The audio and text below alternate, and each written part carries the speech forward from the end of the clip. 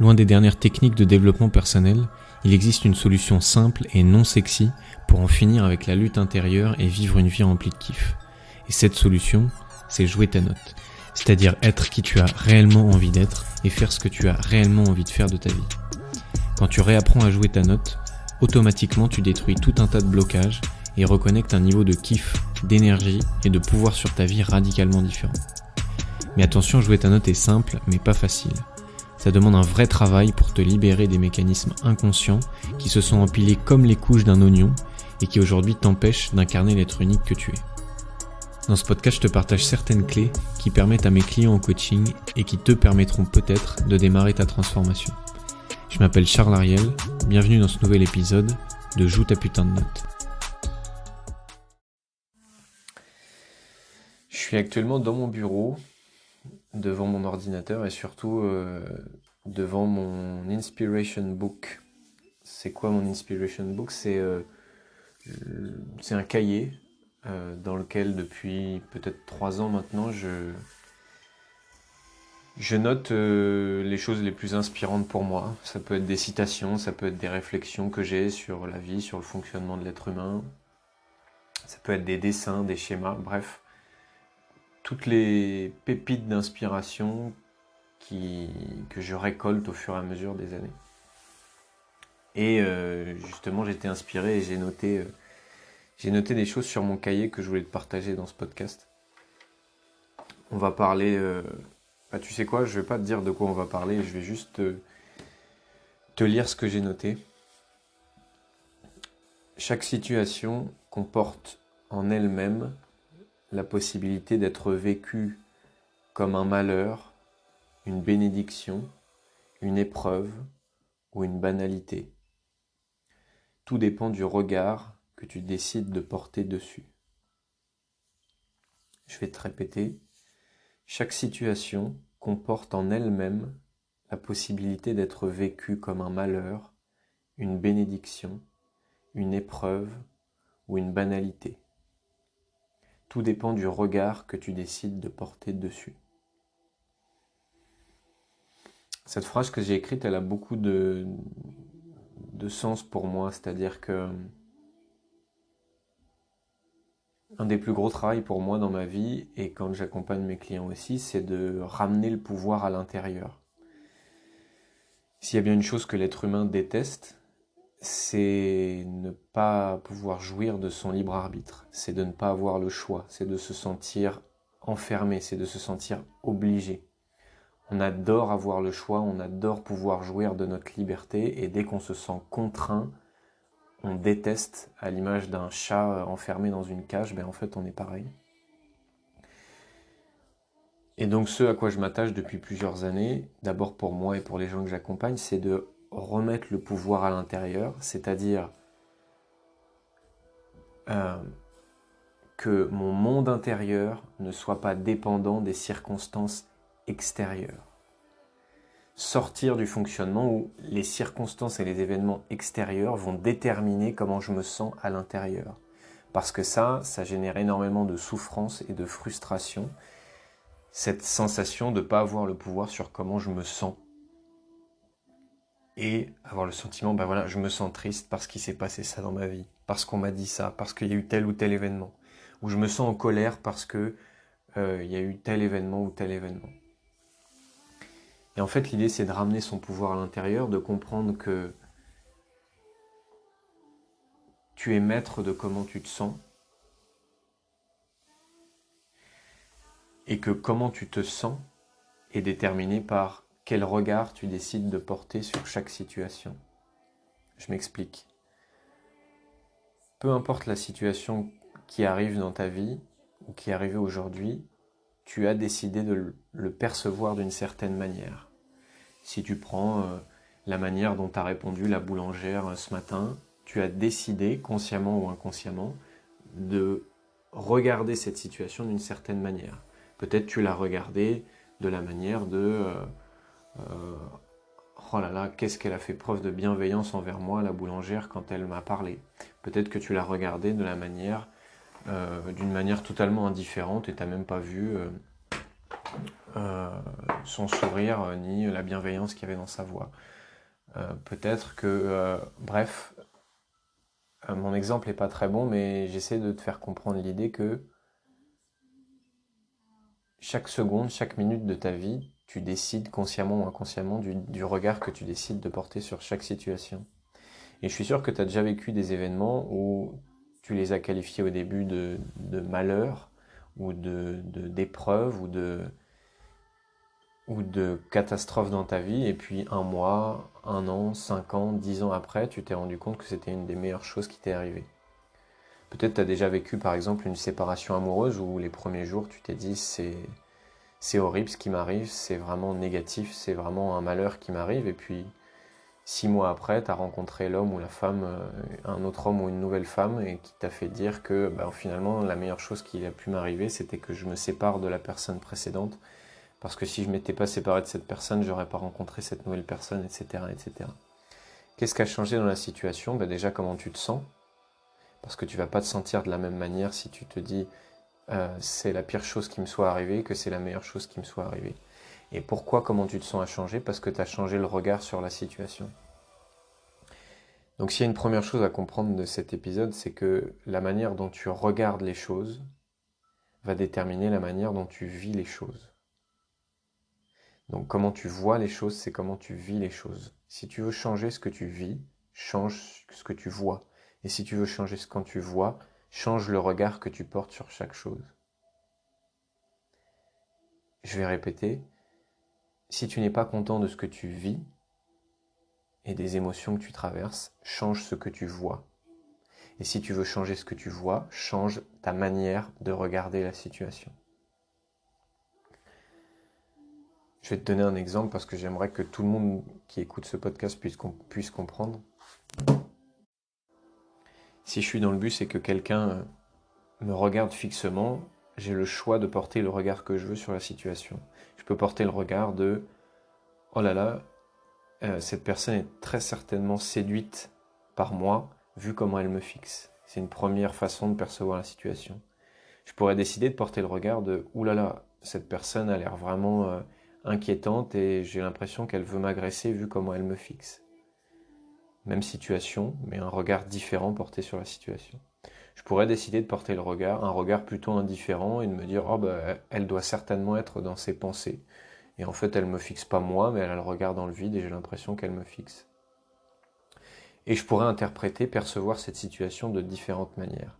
Et évidemment, tu as bien compris, en fonction du regard que tu décides de poser, tu vas pas te sentir de la même manière. Si tu décides de croire que la personne te regarde parce que « Oh là là, qu'est-ce que t'es séduisant », ça va générer des émotions chez toi qui ne seront pas les mêmes que si tu te dis « Oh là là, elle me fixe, c'est qu'il y a un problème et qu'elle veut m'agresser ». Et dans mon cahier d'inspiration, j'ai noté 4 œils différents. 4 manières générales dont tu peux regarder le monde, la vie, les situations que tu rencontres dans la vie. Et en fonction de l'œil que tu utilises, tu vas pas vivre la même chose. Le premier œil, c'est l'œil que j'appelle l'œil archaïque. C'est un peu l'œil de base de l'être humain. C'est un peu l'œil, on pourrait l'appeler l'œil préhistorique ou l'œil de survie. C'est un peu l'œil qu'on a tous de base, c'est-à-dire c'est un regard qui va être basé sur nos mécanismes de survie, c'est-à-dire que on a tous un biais cognitif qui s'appelle le biais de négativité, qui fait qu'on a plutôt tendance à voir le négatif que le positif, qui fait qu'on a plutôt tendance de se souvenir des 2 feux rouges qui ont duré très longtemps quand on était en voiture, plutôt que des 15 feux verts qu'on a traversés. Ce biais cognitif, ce biais de négativité, c'est un biais qui nous a été très utile avant quand il y avait besoin de survivre, c'est-à-dire quand tu étais un homme préhistorique, ceux qui survivaient, c'est ceux qui étaient capables de voir rapidement le tigre à dents de sable qui allait les attaquer, la tornade qui approchait, le lion derrière les fourrés, l'ennemi avec sa tribu qui allait attaquer. Voilà. Alors que celui qui était plutôt concentré à voir le positif et les petits papillons et les jolis fruits dans les arbres et le coucher de soleil, lui survivait moins facilement parce que forcément il était moins préparé aux attaques. Donc on a tous ce biais-là et de base, on a plutôt tendance à sélectionner le négatif et à voir plutôt la crise que l'opportunité dans la crise. Et donc cet œil archaïque, il nous mène à regarder chaque situation plutôt comme une malédiction. Et on va avoir tendance, quand il nous arrive quelque chose, à plutôt se concentrer sur le négatif que ça va nous apporter. Le deuxième œil, c'est celui que j'appelle l'œil du guerrier. L'œil du guerrier, on pourrait dire qu'il est un peu plus avancé que l'œil archaïque. L'œil du guerrier, c'est celui qui va te faire voir les choses comme une épreuve. C'est déjà un peu plus avancé que l'œil archaïque parce que, effectivement, tu vas pouvoir être conscient peut-être du négatif ou voir le négatif, mais tu vas aussi avoir cette forme de combativité, cette forme de je vais pas me mettre en mode victime, c'est une épreuve, donc je vais endurer, je vais rester debout, je vais résister et ça va aller et je vais avancer. Et beaucoup de gens utilisent cet œil du guerrier et j'ai aucun problème avec ça. Le problème peut venir quand tu crois que l'œil du guerrier c'est l'œil ultime et qu'il n'y a pas mieux. Parce que tu vas voir dans le prochain œil que je vais te présenter qu'il y a beaucoup mieux, et quand je te dis beaucoup mieux, c'est pas un jugement de valeur, ce que je veux dire c'est beaucoup plus kiffant que l'œil du guerrier. Donc l'œil du guerrier, c'est un regard que tu vas poser sur les choses, et quand il va t'arriver peut-être quelque chose qu'avec un œil archaïque tu aurais pu voir comme un malheur, eh ben, ça va être un stade au-dessus, tu vas pas voir ça comme un malheur, mais comme une épreuve. Donc au lieu de te dire oh là là, ma copine m'a quitté, c'est vraiment horrible, c'est que négatif, c'est que malheureux, tu vas te dire bon, je suis triste, je suis en colère, ou c'est malheureux, mais par contre, je vais traverser ça, parce que je sais qu'il y a des épreuves dans la vie, et puis je vais rester debout, et puis ça va aller. Et puis il y a un troisième œil, qui est un niveau au-dessus, lui, c'est l'œil de l'alchimiste. L'œil de l'alchimiste, tu sais, l'alchimiste, si je me trompe pas, je suis pas spécialiste du tout là-dedans, mais c'est celui qui arrive à transformer le plomb en or. L'œil de l'alchimiste, c'est celui qui te permet de voir l'opportunité dans la crise. C'est celui qui voit l'ordre dans le chaos apparent, l'ordre caché dans le chaos apparent. C'est celui qui va au-delà du premier regard, et le premier regard instinctif et réflexe, c'est le regard archaïque. Quand tu vois tout de suite et que tu es à travers le biais de négativité le négatif, bah, l'œil de l'alchimiste, il est capable de voir en même temps l'opportunité dans la crise. Attention, c'est pas l'œil de l'optimiste, c'est pas l'œil de quelqu'un qui serait chez les bisounours et qui verrait uniquement le positif partout et qui serait en déni de tout le négatif entre guillemets, ou de toute la tristesse, ou de toute la colère, ou de tous les inconvénients qu'il pourrait y avoir. On ne parle pas de ça. L'œil de l'alchimiste, c'est l'œil de celui, ou c'est l'œil de celle qui est capable de voir et la crise et l'opportunité, qui est capable de voir que bordel, qu'est-ce que c'est dur de me séparer de cette relation et de me faire quitter par cette fille ou par cet homme. Bordel, qu'est-ce que c'est dur, qu'est-ce que ça me fait mal. Et putain, mais qu'est-ce que ça va me permettre aussi? Quelle porte ça va m'ouvrir? Quelle opportunité ça va me créer? Quelle chose je vais pouvoir tirer de ça? Qu'est-ce que je vais pouvoir apprendre de cette situation? Et l'alchimiste, il a cette capacité à voir, encore une fois, le positif et le négatif, la crise et l'opportunité. Et l'œil archaïque t'a amené à voir les malédictions, l'œil du guerrier t'a amené à voir les épreuves, là où l'œil de l'alchimiste va t'amener à voir les bénédictions. Encore une fois, ça ne veut pas dire que tu vas voir la vie en rose et que tout est merveilleux. Ça veut juste dire que de toute façon, tu es déjà surentraîné à voir les malédictions et les épreuves. Tu es déjà de base surentraîné à voir le négatif. Ça, tu n'as aucune difficulté à voir ça, tu n'as pas besoin d'entraînement. Par contre, le cerveau humain n'est pas encore assez développé pour avoir naturellement cette capacité à voir aussi le positif et à donc voir les choses comme une bénédiction. Je tiens à te préciser que tu peux, grâce à ces trois yeux, te repérer et te dire bah tiens, mais moi, objectivement, je suis plutôt habituellement dans l'œil archaïque, ou je suis plutôt dans l'œil du guerrier, ou je suis plutôt dans l'œil de l'alchimiste.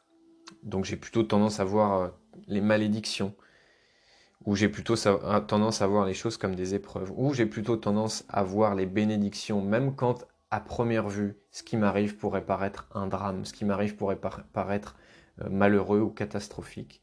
Je suis plutôt habitué à voir l'opportunité dans la crise. Et plus tu vas réduire ce temps entre je vois tout le négatif que ça va apporter et j'arrive à voir aussi tout le positif que ça va m'offrir, plus tu vas devenir un maître et tu vas remettre ton pouvoir à l'intérieur, comme je disais au début du podcast, et redevenir maître de ton monde intérieur. Bien sûr, tout ça n'est pas figé. Bien sûr, l'idée n'est pas de mettre des gens dans les cases et dire « Ah ben moi je suis œil archaïque, moi je suis œil alchimiste ou moi je suis œil guerrier », puisqu'en fait, tu as le choix. Tu as le choix, t'es pas que un œil, et si tu prends la journée d'aujourd'hui, tu as certainement utilisé peut-être les 3 yeux en fonction des situations.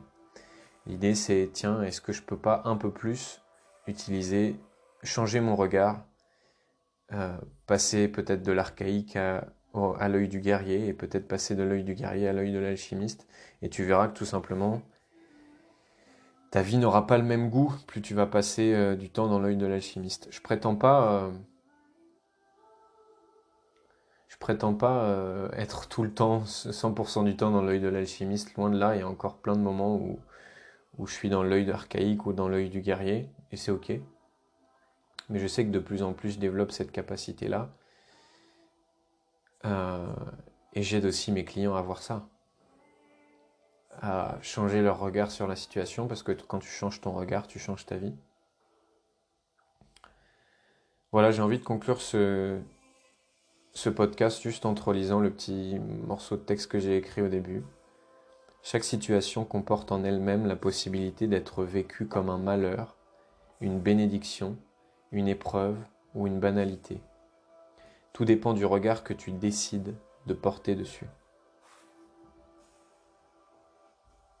Je serais curieux d'avoir ton retour sur ce podcast, de savoir ce que tu en as retenu, compris. Donc tu peux mettre un commentaire, m'envoyer un message privé. Et si tu veux aller plus loin et rentrer dans le concret et développer cet œil de l'alchimiste, c'est pas la seule chose qu'on fait dans mon programme La Métamorphose. Et je vais pas te dire que c'est un programme dédié à développer l'œil de l'alchimiste, mais ça fait partie du programme. Changer ton regard sur toi, sur la vie, sur les choses. C'est un vrai programme de transformation profonde. Donc voilà, tout simplement, si ça t'intéresse, tu peux m'envoyer un message sur Facebook ou sur Instagram. Dans le cas où tu voudrais aller plus en profondeur, j'ai décidé de mettre à disposition gratuitement ma dernière conférence qui s'appelle les 5 étapes pour réapprendre à jouer ta putain de note. Tout simplement, c'est la conférence la plus complète que j'ai faite jusqu'ici et qui va te donner les 5 étapes concrètes par lesquelles passer si jamais tu veux te transformer en profondeur et vivre une vie remplie de kiff, et ça de manière durable. Donc tout simple, si tu veux obtenir la conférence, tu cliques sur le lien que tu vas trouver dans la description de cet épisode. D'ici là, je te souhaite de jouer ta putain de note.